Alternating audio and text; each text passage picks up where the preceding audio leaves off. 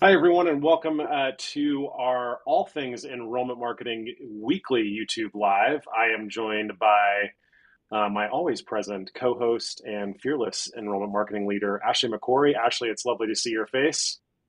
Good to see you, Michael. And we are joined by a new member, well, I shouldn't say new member of our enrollment marketing team, but a new face on our YouTube Lives from our enrollment marketing team. And that is Lynn Ellis. Lynn, welcome to our Thursday chats on all things enrollment marketing. Hi, nice to be here.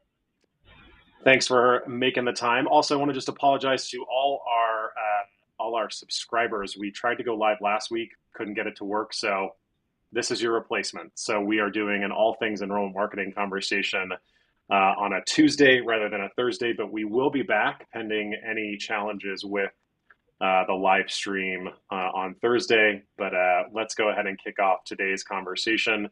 We're going to talk about all things search and why search marketing or search engine optimization is important for school leaders. So I want to start there with this chat and start us off with why search is important. I'm going to turn it over to answer this question first to Lynn. Lynn, why is search important for our school leaders? Okay, so I want to hit on three big things that why search is so important for schools: visibility, credibility, and low-cost marketing. So visibility, you want to be seen. You want people around you to know that your school exists, to know what you're about, and know what you're really good at. And coming up high in search, when somebody is coming in looking for a school for their children, whether it's you're a K through 5 school and they're looking for their first school, they've moved to the area, or they're looking for a better fit for their child, if they're looking in search for schools around them, you want to come up really high. And when I say high, I mean bare minimum first page, but as high as humanly possible.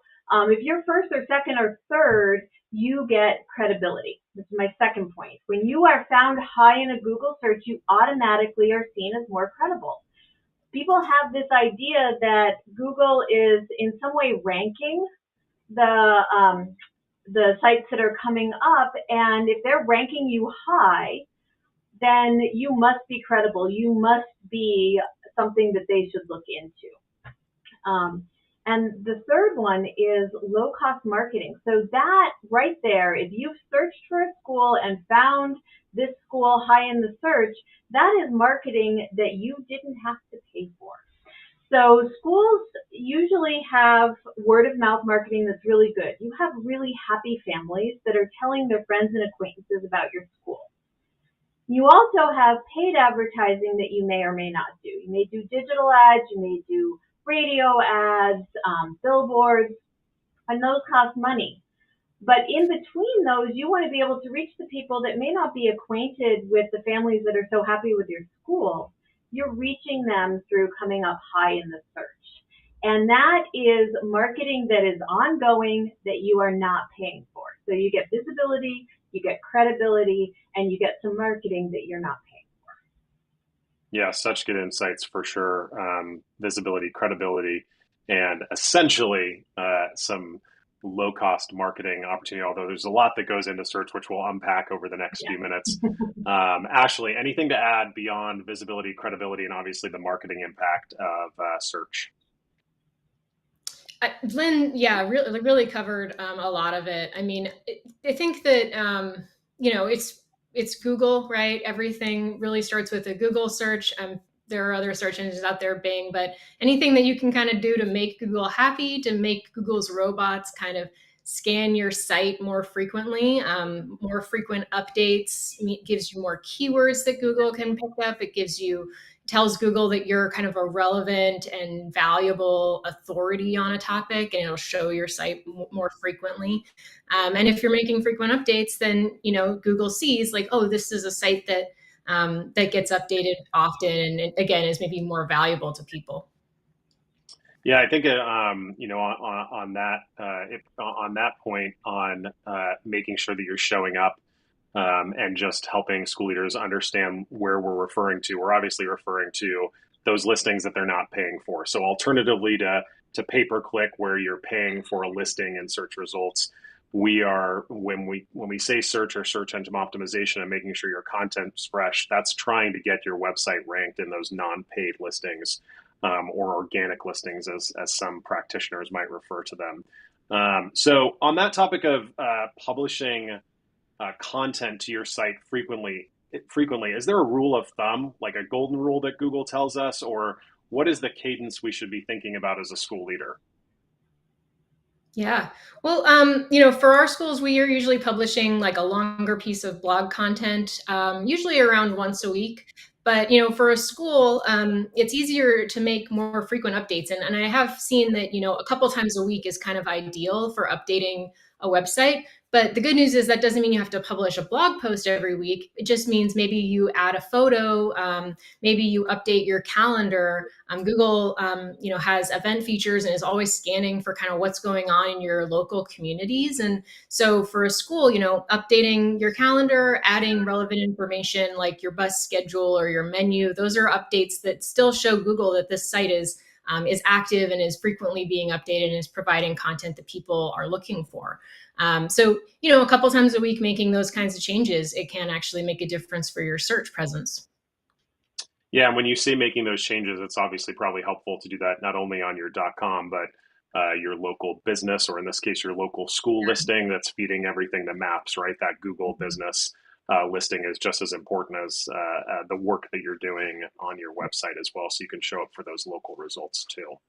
That's huge. Yeah, absolutely. And, a lot of people don't know that, the Google business listing, I mean, that shows up for a site-based school even higher often than, the Google searches, like the Google listings, that we see with all of the links there. And so that can help you actually push down some of your competitors if you are updating that Google business listing frequently. And Google, those listings, they have a place to post events, they have a place to post photos, and updates and all sorts of things like that. So, but a lot of schools we see are not really, maybe they haven't even claimed and verified it, but they're definitely not Yeah. using it to the full potential. Yeah, so let's turn to like beyond obviously how you go about searching, how you go about indexing on Google, right? How do you get ranked? There's a couple, well, I mean, I think at last check, Google looks at 500 plus different signals, but there are some basics to indexing or Google returning your website as a result. When I say that word index, fancy word for returning your website as a result on their listing, that starts with what we call metadata. Could you take a crack at just defining metadata in its simplest form for our school leaders and what it means to them?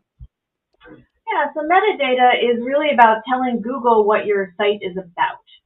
So you have a meta description for your site overall. If somebody is looking for your school and the school pops up, there's a short paragraph underneath that search result that says something about the school. If you don't write that, Google writes it. And they may or may not get it right. It's your opportunity in 250 characters or fewer to say something about your school that's immediately going to catch people's eye. And it also catches Google's keyword eye. So you want to make sure that the relevant keywords, say you're a classical education academy, you want that front and center in that meta description.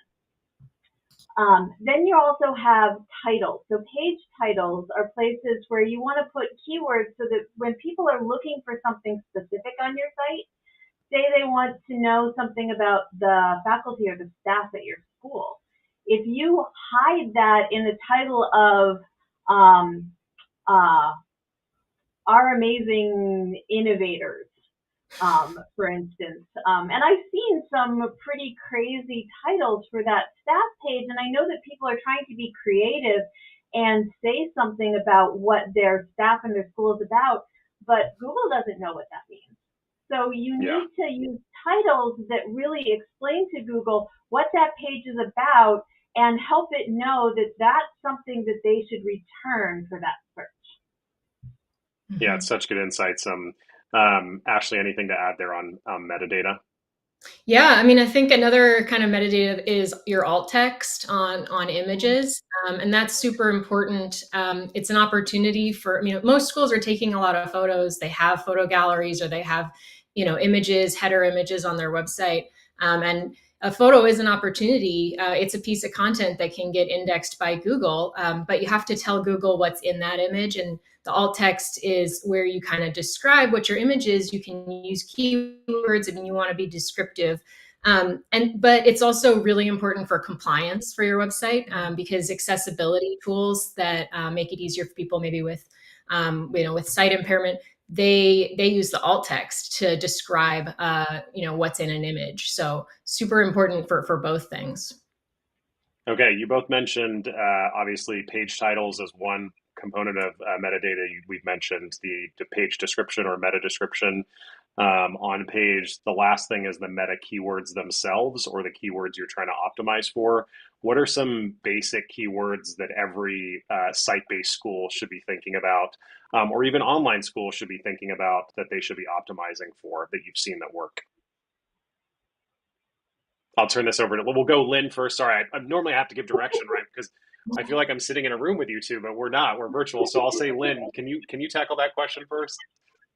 Yeah, so I think of it in terms of two streams: branded keywords and non-branded keywords. So branded keywords have to do with the name of your school. So say I decided to go start my own school. I call it Ellis Academy. I want to make sure that Ellis Academy is something that I'm ranking for. So I'm putting that name in as many places as I can that fit. I'm not just randomly throwing in Ellis Academy everywhere, but I'm putting it in places that sound natural, and making sure that in the alt text, say I have a picture of two students at Ellis Academy, I say two Ellis Academy students playing on the playground. One is swinging on the swing, the other is sliding down the slide. I've now described the picture, but I've also put that keyword in there. So those are branded keywords. You want to make sure you're ranking for things that are directly tied to your brand. But say it's also, I'm a math teacher, former math teacher, so say it's also a math-focused high school. So I want to make sure that I'm ranking for those terms that have to do with what my school is about. It's a STEM school. It's math focused. It's a high school. So I want to make sure that those are keywords that are showing up everywhere that I can. If I'm writing content, I'm making sure that I'm writing about those things that are so vital to what my school is about. Yeah, such good insights there of how you optimize those keywords. And probably also for schools that are really focused on a certain geographic locale, probably also important to bring in keywords that bring in your location, right? Or maybe zip code. What are some thoughts there, given for like from an on-site experience, a school that's got a physical location? Should they be thinking about local keywords? Absolutely. One of the first things that we do, just right off the bat, is changing, for example, the site title that displays at the top in the tab in your Chrome browser. We would say, for example, tuition free public high school in Portland, right? So just those keywords right off the bat. A lot of people, their site title, for example, on their website might just be home. That's a real missed opportunity, because you can get those keywords in, and yes, absolutely, you want to get your city in. Ideally, if you're a charter school, you want to get tuition free in, and then yeah, if you're a STEM school, you might include that, or maybe if you're an online school, you would certainly include that. Okay. Any last thoughts before we wrap it up? Any tools that school leaders could use, or free places you'd recommend they go to get either more education on SEO, or potentially tools out there that could help them? One of the tools I like to use is something called Answer the Public. And it's a keyword research tool, but if you are a school leader thinking about putting some blog content on your site that's relevant, that's getting those keywords in there, that's getting the message out, but you don't know what to write about, you can go to Answer the Public, and what it does is it gives you a list of questions that people are asking. And it tells you what the search volume is on those questions.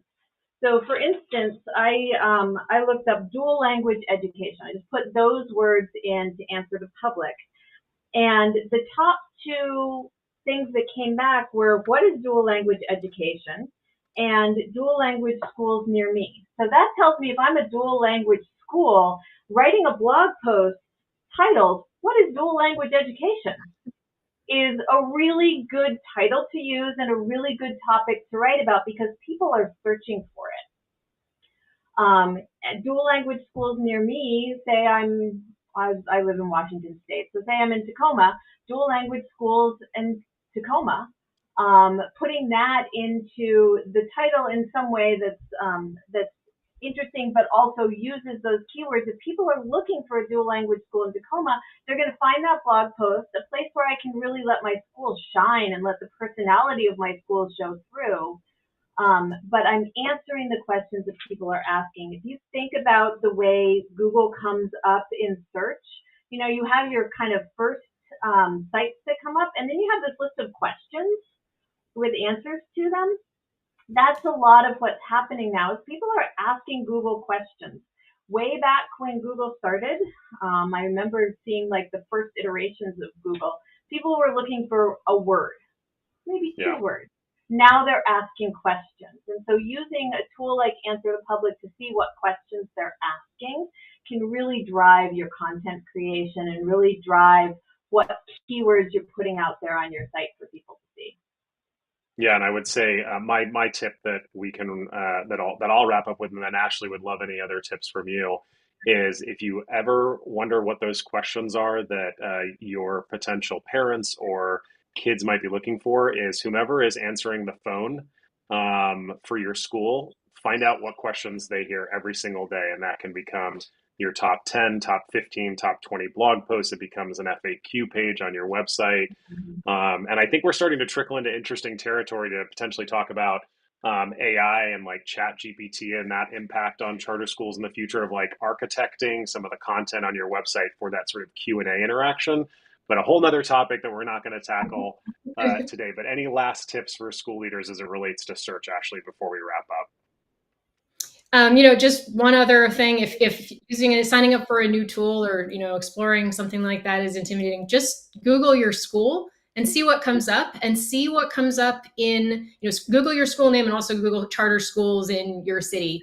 And, look at on Google, there's a section called related searches and people also ask usually, and those can give you some nice clues about, what people are searching for and what they're finding, both when they Google your branded term and also maybe an unbranded term that relates to you. Yeah, such good tips there as well. Well, hey, we are, of course, as usual, over time. I think eventually we're going to have to extend these to like our weekly 20-minute chat on all things enrollment marketing, but we'll wrap it up there. Thanks again for all of you that joined us today live on our YouTube channel. If you've got any questions for this team, feel free to pop them into the comments. We're always looking out for those comments. So if you're watching it live now or in the future, feel free to drop your question there and we'll get you an answer. As always, I will wrap up with just a small call to action. If you have questions on all things marketing or enrollment marketing, we have this handy guide. I'm realizing it probably reads backwards, so I will read it to you.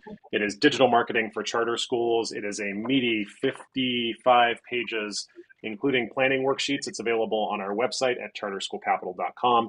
And I've also popped in answerthepublic.com into our live chat today, which was a tool that Lynn mentioned a few minutes ago. So if you want any directions to those tools, please feel free to reach out. As always, we'll be back on Thursday. We'll try and keep it to 10 minutes. Maybe we will, maybe we won't. I will say thank you to our guest today, Lynn. We appreciate you being here. And a big appreciation to my co-host, Ashley, for joining us as always. We will see you in like 48 hours or something like that. Take care, y'all. Bye. Thanks, bye.